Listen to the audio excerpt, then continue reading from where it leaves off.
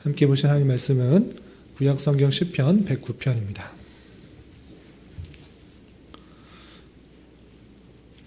네, 오늘 말씀 읽기 본문이 시편 108편과 109편이었는데 새벽 시간에는 시편 108편을 되어 있으니까 오늘 저녁 시간에는 시편 109편의 말씀을 한번 살펴보도록 하겠습니다. 109편은 1절부터 31절까지 길게 되어 있어서 다 읽지는 않고요. 1절부터 4절까지 봉독한 이후에 설교 말씀을 통해서 전체 내용을 살펴보겠습니다. 구약성경 시편 109편 1절부터 4절까지 말씀, 구약성경 885쪽 전후를 보시면 되겠습니다. 1절부터 4절까지 함께 봉독합니다. 내가 찬양하는 하나님이여 잠잠하지 마옵소서. 그들이 악한 입과 거짓된 입을 열어 나를 치며 속이는 혀로 내게 말하며 또 미워하는 말로 나를 두르고 까닭없이 나를 공격하였음이니이다. 나는 사랑하나 그들은 도리어 나를 대적하니 나는 기도할 뿐이라. 아멘. 네, 감사합니다. 오늘 이 저녁 시간에 시편 109편의 말씀을 가지고 교훈을 받고 또 기도의 제목을 삼는 그런 시간이 되었으면 좋겠습니다. 시편 109편은 표제를 보면 다윗의 인도자를 따라 부르는 노래 되어 있는데 내용을 다 읽진 않았지만 조금 이따 살펴보면 아시겠지만 내용이 거의 대부분 저주하는 시로 되어 있습니다. 시편에는 우리가 흔히 생각할 때 하나님을 높이고 하나님의 인자하심, 선하심, 아름다우심을 찬양하는 내용들로 가득 찰 것 같아 보이지만 실제로는 비탄에 처해서 탄원하는 시가 많고 또 오늘 시와 같이 대부분이 저주로 되어 있는 상대방을 저주하는 시도 나와 있는 것입니다. 그렇다면 시편 기자가 왜 이렇게 성경인데 저주하는 내용을 가득 담고 이렇게 찬양시로 저주하는 시로 이렇게 나와 있는가? 무엇 때문에 이렇게 저주를 하고 있고 무엇 때문에 이렇게 상대방을 비난하고 있는가? 그 원인들을 살펴보고 그것을 통해서 우리가 교훈받아야 될 것이 무엇인지를 잘 생각해 보는 시간을 갖도록 하겠습니다. 우선 109편 2절과 3절에서 보면 시편 기자가 당하고 있는 현실을 알 수 있습니다. 시편 기자가 어떤 현실을 당하고 있나 다시 2절과 3절을 읽어보면 그들이 악한 입과 거짓된 입을 열어 나를 치며 속이는 혀로 내게 말하며 또 미워하는 말로 나를 두르고 까닭없이 나를 공격하였습니다. 라고 하고 있습니다. 그러니까 시편 기자는 상대방, 대적자들로부터 악한 입, 거짓된 입, 그리고 속이는 혀로 미워하는 말로 계속적으로 나를 공격하는 것입니다. 사람이 좋은 말 듣는 것 좋지만 싫은 말, 또 공격하는 말, 비난하는 말, 저주하는 말을 계속적으로 할 때 그것을 감당하기가 쉽지 않은 것입니다. 이렇게 다양하게 나를 공격하는 그 말로 인하여서 너무나 힘들고 어려운 형편 가운데 있는 것입니다. 그러면 이 시편 기자는 그 상대방에게 잘못을 했기 때문에 그 시편 기자가 나에게 그렇게 험한 말을 하는가, 악한 말을 하는가, 거짓된 말을 하는가, 그런 것이 아니라 4절을 보면 나는 상대방에게 그 대적자들에게 사랑하는 마음을 품었지만 오히려 그들은 나를 공격한다라고 표현하고 있습니다. 4절 전반절을 보면 나는 사랑하나 그들은 도리어 나를 대적한다. 상대방에게 호의를 베푼 것입니다. 잘 대해주었고 친절하게 대해줬고 사랑하는 마음을 품었던 것입니다. 그럼에도 불구하고 그 상대방은 나를 대적하는 말, 또 악한 말, 거짓된 혀로 나를 힘들고 어렵게 하고 있는 그 형편을 보고 있는 것입니다. 그렇게 사랑하지만 돌아오는 것은 대적하는 그런 상황 속에서 시편 기자는 어떻게 하는가? 나도 똑같이 그들에게 악한 말로 저주하고 또는 욕하고 상대방을 똑같이 악하게 대적하는 것이 아니라 나는 그런 상황 속에서 어떻게 하는가? 4절 하반절에 보면 나는 기도할 뿐이라 라고 표현하고 있습니다. 내가 원치 않게 사랑하는 그런 모습 속에서 있음에도 불구하고 그 상대방은 나에게 어렵고 힘들게 하는 그 모습이 있을 때 나는 어떻게 하는가? 시편 기자는 기도할 뿐이다 라고 표현하고 있는 것입니다. 똑같은 방식으로 그에게 복수하는 것이 아니라 하나님 앞에 나아가 기도하는 그 시편 기자의 모습을 볼 수 있습니다. 그러면서 시편 기자가 기도하면서 그 대적자들, 나를 힘들게 하고 어렵게 하고 또 악한 말로 또 거짓된 입술로 공격하였던 그 모든 힘들게 하였던 그 사람들에게 다양하게 저주하는 듯한 그 기도를 하게 되는 것입니다. 그 내용이 5절부터 20절까지 아주 길게 나와 있습니다. 그 내용을 쭉 읽어가면서 살펴보겠습니다. 5절 보면 그들이 악으로 나의 선을 갚으며 미워함으로 나의 사랑을 갚았사오니 악인이 그를 다스리게 하시며 사탄이 그의 오른쪽에 서게 하소서라고 표현하고 있습니다. 나는 분명히 사랑했지만 그 사랑을 받아주고 나를 선대하는 것이 아니라 악으로 갚았기 때문에 나는 어떻게 하느냐, 그 사람도 또 다른 악한 사람이 나타나서 그를 다스리게 해달라고 간구하고 있는 것입니다. 또한 사탄이 나와서 사탄이 그 오른쪽에서 계속적으로 안 좋은 일이 생기도록 그렇게 해달라고 저주하고 있는 것입니다. 또한 7절에서 보면 그가 심판받을 때에 죄인이 되어 나오게 하시며 그의 기도가 죄로 변하게 해달라고 간구하고 있습니다. 심판받는 자리에서 이 사람이 의인이다, 죄인이다 판별할 텐데 그 사람이 죄인으로 판명되게 해달라라고 표현하고 있고, 또 그의 기도했던 그 모든 것들이 죄로 드러나게 해달라라고 표현하고 있습니다. 심지어는 8절에서 보면 그의 연수를 짧게 하시며, 직접적인 표현을 뜻하는 것은 무엇입니까? 빨리 죽게 해달라고 간구하고 있는 것입니다. 빨리 죽게 해주시고, 또 그의 직분을 타인이 빼앗게 하시며, 갖고 있는 여러 가지 직분이 있을 것입니다. 그 직분들이 있는데 그것을 다른 사람이 빼앗아서 그 직분을 잃어버리게 해달라고 이렇게 저주를 하고 있습니다. 또한 9절에서 보면 그의 자녀는 고아가 되고 그의 아내는 과부가 되며, 자녀가 고아가 된다라는 뜻은 무엇입니까? 부모가 자신과 아내가 죽는 그런 일이 되게 해달라고 저주하는 것입니다. 또한 그의 아내는 과부가 되며, 남편이 죽는 것이 아내가 과부가 되는 것인데, 그러니까 그 사람이 죽게 해달라 이렇게 표현한 것을 볼 수 있습니다. 또 10절에서는 그의 자녀들은 유리하며 구걸하고 그들의 황폐한 집을 떠나 빌어먹게 하소서. 자신이 죽는 것뿐만 아니라 아내가 과부가 될 뿐만 아니라 그의 자녀까지도 구걸하는 그 모습 가운데 있게 해달라고 저주하고 있는 것입니다.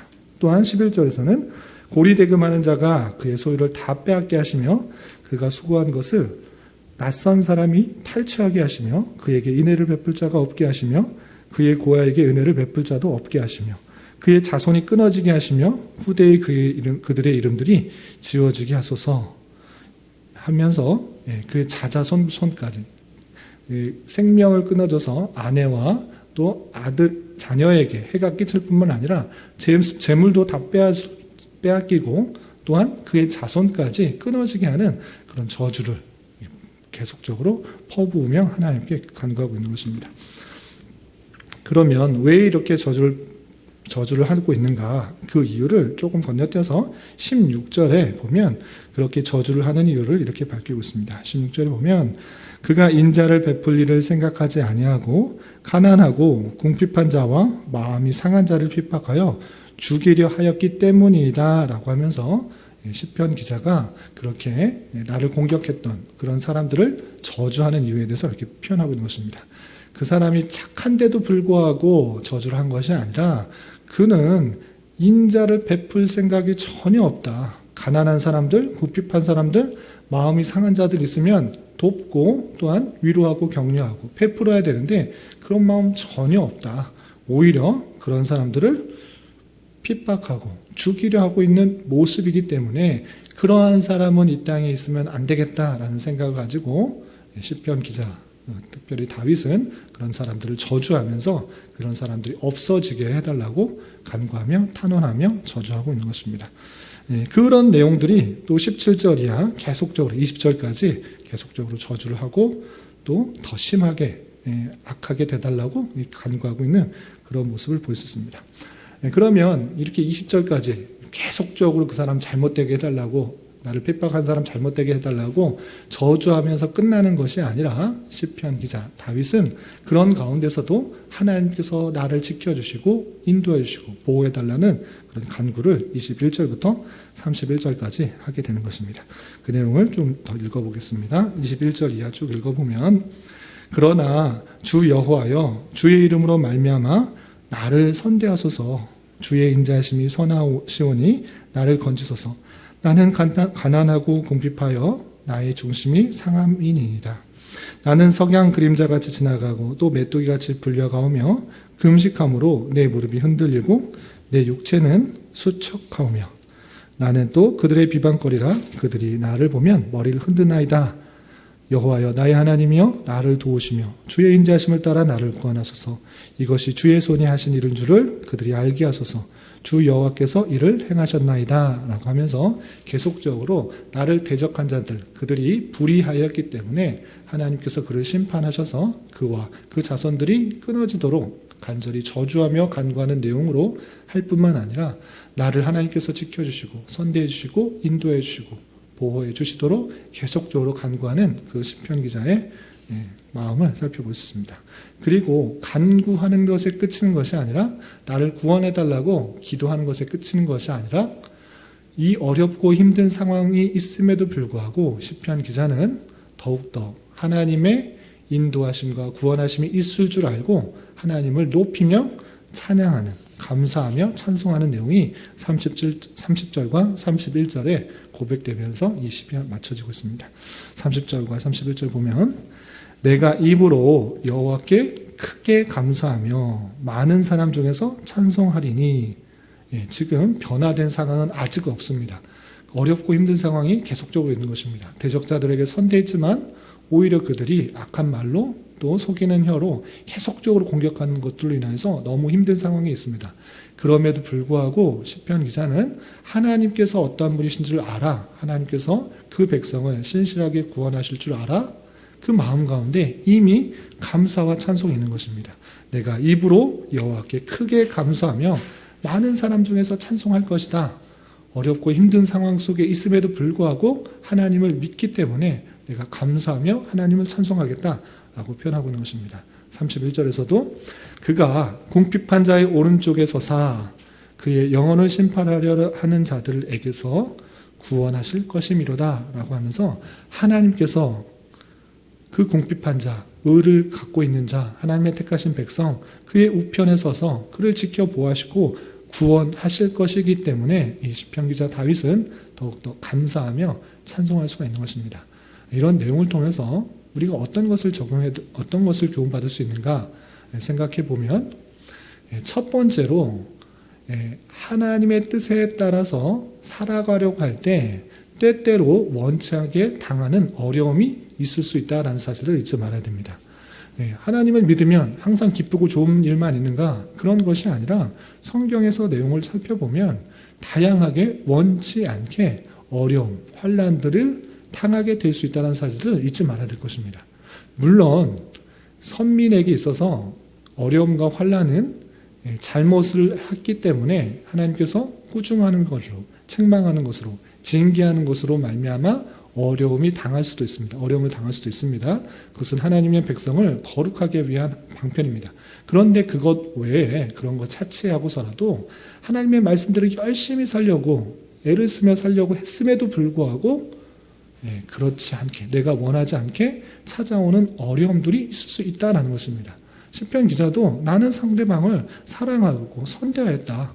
그럼에도 불구하고 그들은 나를 공격하고 어려운 말로, 힘든 말로, 악한 말로, 속이는 말로 힘들게 했다라고 표현하고 있는 것입니다. 그래서 신앙의 길은 항상 편하고 즐거운 길만 있는 것이 아니라 원치 않게 대적자들로부터 다양한 어려움을 당할 수 있는 환경이 있는 줄 알아야 될 것입니다. 이것을 먼저 아는 자세가 필요합니다. 그리고 두 번째는 그런 어려움이 찾아올 때의 자세가 중요한 것입니다. 어려움과 힘듦이 찾아왔을 때 그냥 원망 불평하는 것이 아니라, 낭망하고 좌절하는 것이 아니라 시편 기자 다윗의 그 모습처럼 그들을 똑같이 악한 모습으로, 악한 자세로 대적하고 복수하고 칼을 휘둘며 또는 권력을 가지고 그들을 무찌르는 그런 방법이 아니고 어떻게 하고 있습니까? 나는 기도할 뿐이라 라고 표현하고 있습니다. 성도에게 어려움이 왜 찾아왔는가? 힘듦이 왜 찾아오는가? 고난이 왜 찾아오는가? 하나님께 기도하게 하기 위한 하나님의 형편일 수 있다. 하나님의 섭리일 수 있다. 이렇게 생각해야 될 것입니다. 우리가 참으로 연약하여서, 참으로 부족하여서, 완악하여서 평탄한 길, 좋은 길, 안락한 길로 가면 하나님을 더욱더 잘 찾는가? 그렇지 않고 오히려 편안하기 때문에, 안락하기 때문에, 내가 사는 집이 너무 좋고 내가 사는 환경이 너무 좋기 때문에 천국 내가 꼭 갈 필요가 있나? 하나님 굳이 찾을 필요가 있나? 하면서 도저히 찾지 않는 것입니다. 그러할 때 하나님께서는 다양한 형편을 들어 쓰셔서 어려움과 환난, 때때로 내 힘으로 할 수 없는 그런 상황이 오게 되어서 기도하게 하는, 하나님을 의지하게 하는, 하나님만 바라게 하는 하나님의 형편을 주시기도 한다. 이 사실들을 잊지 말아야 될 것입니다. 그래서 우리는 그런 상황이 찾아왔을 때 내가 극복할 수 없는 또는 내가 견디기 힘든 그런 상황이 나타났을 때 어떻게 해야 되느냐? 나는 기도할 뿐이라 하나님만 의지하는 그 자세로 나아가야 되는 것입니다. 그리고 기도하는 데 있어서 기도하는 것 그 자체가 무엇인가 라고 할 때는 하나님께 나의 모든 것들을 의뢰하는 것입니다. 성도는, 하나님을 믿는 사람은 하나님의 백성이면 슬픔과 고난과 그런 화가 안 생긴다, 이것 아닙니다. 불의한 일을 당하게 되면 화가 나고 또 짜증이 나고 여러 가지 어려운 일들이 생겼을 때 울분을 토하지 못하는 그런 상황이 나타나게 됩니다. 그러할 때 사람에게 토하는 것이 아니라, 사람에게 복수하는 방법으로 하는 것이 아니라 하나님께 내 모든 감정과 어려움과 힘듦을 가지고 나아가는 자세가 중요한 것입니다. 내 모든 것을 내가 짊어지는 것이 아니라 그 모든 상황을 아시는 주님께 모든 것을 아뢰고 모든 것을 맡기고 모든 것을 행하는 것입니다. 시편 기자 다윗도 그것을 혼자 끙끙 앓고 힘들어 죽겠다 이렇게 표현하지 않고 하나님께 그 억울한 마음들을 온전히 다 토로하면서 다 저주하고 있는 것입니다. 참된 의의를 갖고 있기 때문에 그 불의한 것에 대해서 참으로 안타까워하며 그 사람을 저주하는 마음으로 나의 모든 어려움, 힘듦, 그 모든 감정을 쏟아내는 것입니다. 우리 또한 그러한 자세가 필요한 것입니다. 내 스스로 혼자 그것을 짊어지고 내가 끙끙 앓고 내 혼자 그렇게 가지고 나아가는 것이 아니라 모든 것을 아시는 주님께 내 상황과 환경과 여건과 내 감정까지도 다 가지고 하나님 앞에 나아가서 하나님께 맡겨드리는 그 자세가 중요한 것입니다. 그것이 기도의 모습으로 드러나는 것입니다. 기도는 하나님과의 친밀한 교제요, 하나님과의 대화인 것입니다. 그럴 때 우리가 기도할 때 나의 모든 것을 아시는 주님께 고백하는 자세로 나아가는 그런 행동이 필요할 것입니다. 그리고 마지막으로 한 가지 더 생각해야 될 것은 시편 기자 다윗은 그런 어려운 환경 속에서 저주하는 그런 말을 통해서 하나님 앞에 모든 상황을 알아고 모든 감정을 다 쏟아내고 그렇게 그치는 것이 아니라 하나님께서 그 백성을 신실하게 지켜 보호하여 주시고 구원해 주실 줄 알아 감사와 찬송으로 이 시를 마치면서 나아가고 있는 것입니다.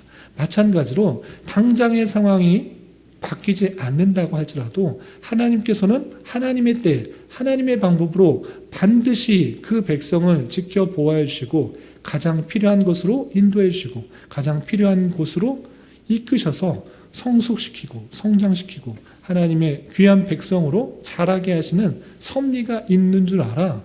그런 상황 속에서도 감사와 찬송을 끊이지 않고 계속적으로 올려드리는 그런 자세가 필요한 것입니다. 힘들고 어렵다 할지라도 하나님께서 붙들어 주신다는 그 믿음을 가지고 우리의 삶이 늘 감사와 찬송으로 넘쳐나가야 될 것입니다. 특별히 12월은 성탄의 달입니다. 성탄의 달이 무엇입니까? 주님께서 12월 달에 태어나셨다 이걸 말하는 것이 아니고 주님께서 우리를 위하여 이 땅에 오셨다. 사람의 모습으로 성육신하여 이 땅에 태어나셨다. 그걸 보여주는 것입니다. 그것을 생각할 때에 우리의 기쁨, 우리의 고난, 우리의 환난, 우리의 어려움 그 모든 것들을 대신 지시고 또 우리의 구원까지 책임지시기 위해서 이 땅에 주님께서 오셨다라는 그 사실들을 알 때에 여러 가지 어려움과 환난이 있을지라도 주님께서 나를 사랑하시기 위해서 사랑하셔서 이 땅에 아기 예수님을 보여주셨다. 성육신 하시는 그 성자 하나님을 보내주셨다. 그 사실을 기억하면서 우리가 이겨나갈 수가 있는 것입니다. 성탄의 달, 어렵고 힘든 일들이 많이 찾아올지라도 주님께서 우리를 사랑하셔서 아기 예수를 이 땅에 보내셨다는 그 사실들 잊지 말으며 감사와 찬송이 끊이지 않는 그런 시간들이 되었으면 좋겠습니다. 이런 은혜가 저와 여러분 우리 모두에게 있기를 진심으로 기원합니다.